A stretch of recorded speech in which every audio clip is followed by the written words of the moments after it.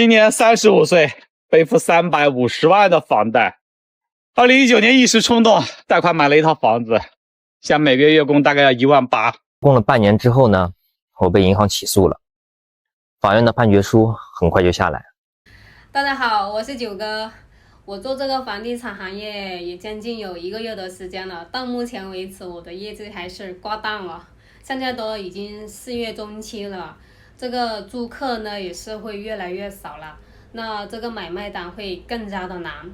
这几年国内的这个房价买卖呀，真的是一年比一年难啊。目前接到的说要买房子的客户，真的可以用5个手指头都能数得清，但是贩售的还是挺多的，挺多客户来咨询这个现在的房价的行情怎么样。今天呢，我们也是有一个客户呢，他的房子被法院查封了，这套房子接下来可能就进行被拍卖了。这位客户呢，他是上个星期他来到我们店里面跟我们咨询了现在这个房情的情况，他当时就大概说了一下他的这个个人的情况，他说他在这边生活了10多年了，现在呢就想准备回老家那边生活。这套房子呢，他是还了10多年的一个贷款，现在还有200多万没有还掉的。我们了解到它的面积是200多个方，我们给它的报价格是450万，但是这个业主就听了说，哎，这个房价这么差这么低啊，就不想，就觉得这450万有点低了，他当时就跟我们说让我们给他挂个500万。那既然业主都说了要挂500万，那我们也就是根据业主的要求是挂500万的。但是呢，我们就去了业主的家里面去拍照，拍图片，把所有的资料整理好之后呢，就上传到网站上面进行挂售的。没想到才挂售个3天左右啊，今天就听到我们的店长开会跟我们说，这套房子呢要么不能再挂售了，因为今天收到了消息说他这套房子被法院查封了。就是查封的房子呢，我们这些中介呢是没办法进行交易的，他这个还有200多万一个贷款呢，他之前也没跟我们讲说他一个基金上面紧缺断供这个事情，没跟我们讲过。现在确实有很多人的房子会断供，出现被法院法拍这种情况。今年35岁，背负350万的房贷。2019年一时冲动贷款买了一套房子，现在每个月月供大概要18000。关键这其中16000都是利息啊！到目前我已经花了3年多了，真的还不动了。原来我是做环保公司的，买房的时候条件还不错，每个月收入10几万。可是这2年的行情啊是越来越差了，到今年啊公司就没有开过几单，房租、员工工资我照样要发，很多货款还收不回来，还房贷真的越来越困难。这样房贷啊还完我差不多也要65岁了，房子已经拿到1年了，可是现在我连装修的钱我都没有，住都住不进去了。买房的时候信誓旦旦，现在凭自己的能力啊应该几年就还完。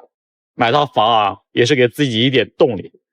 房子买下来的时候呢，我还跟身边的人去炫耀，我现在想想我他妈自己真的太可笑了。后面又碰上了3年的疫情啊，说心里不慌自己都不信，又不想向父母张嘴，怕父母担心啊。我现在知道了，更多的人买房怕的绝对不是首付，也不是利息，而是碰上特殊情况还能不能还得起房贷的这个决心。在这里啊，告诉每一位朋友，买了房贷了款以后，房贷就会像吸血鬼一样吸干你的存款。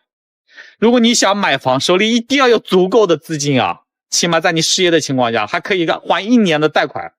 不然碰上收入不稳定的时候，房子真的就没有了。花费、洗漱用品、化妆品都在那里面，点个外卖我都得看看哪个更便宜，晚饭现在也不吃了。唉，真的是每天都在精打细算，去公司半个小时的车程，每次加油就像割肉一样疼。路过服装店，看到喜欢的衣服，连试一试的勇气都没有，能省的就都省了，更不要说出去玩了。朋友的聚会我是能推就推，没办法，没有那个钱，你今天吃了别人的饭，明天就要还给别人。30年，我一想到我的未来还有20几年，要为了一个水泥矿矿去拼命，50、60岁了还在还房贷，就为了一堆钢筋混凝土。我在太原的房子被法院拍卖掉了。法院把剩下的700块钱转给我的时候呢，我整个人都是懵的。你没有听错啊，就几百块钱。现在呢，我赔的是彻彻底底。2021年的时候呢，我在下园旁边花了125万买了一套房子，当时首付是付了38万，按揭了87万，每个月的月供是5000块钱。去年6月份的时候被迫断供，没有收入。那个时候我才发现，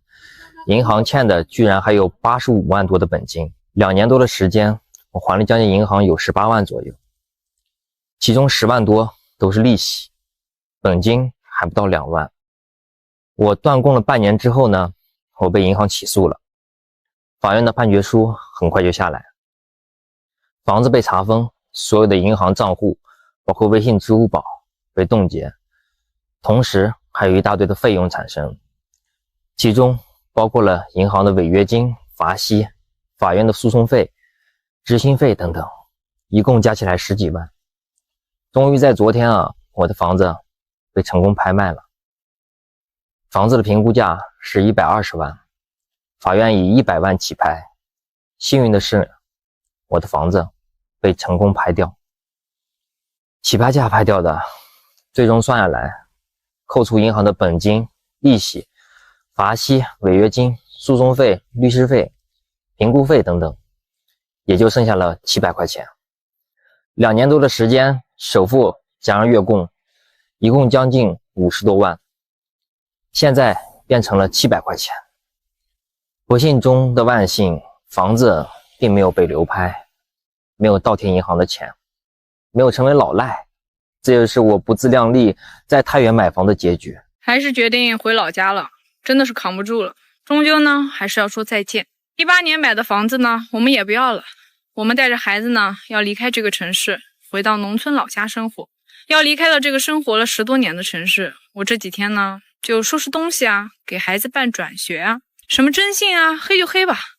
我真的承受不起了。再这样下去呢，什么时候才是个头啊？我们的房子呢是85万贷的款，20年了，每个月呢从5800到现在差不多也就3000左右。疫情前呢，我们开服装店的，一个月大概能赚个1万多块钱。那除去了房贷啊，剩下来的就是我们一家的开销了。过完年以后呢，生意难做，收入呢就开始不稳定了，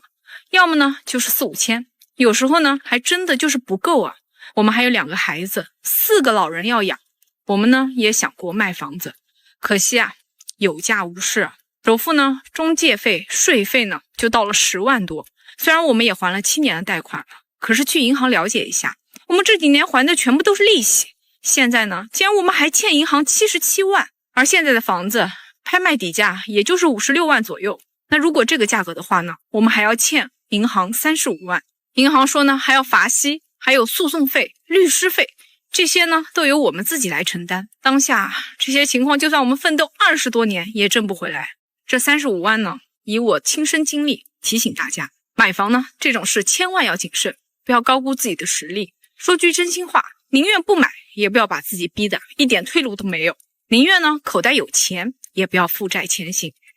自从这个口罩事件发生之后啊，这几年啊，这个房子断供被拍卖的真的是1年比1年多。最主要是因为这3年了，这口罩事件呢，导致这个很多人破产了、失业了，公司裁员了，没有基金收入来源，才会积累了一大批人这个房子断供被拍卖的。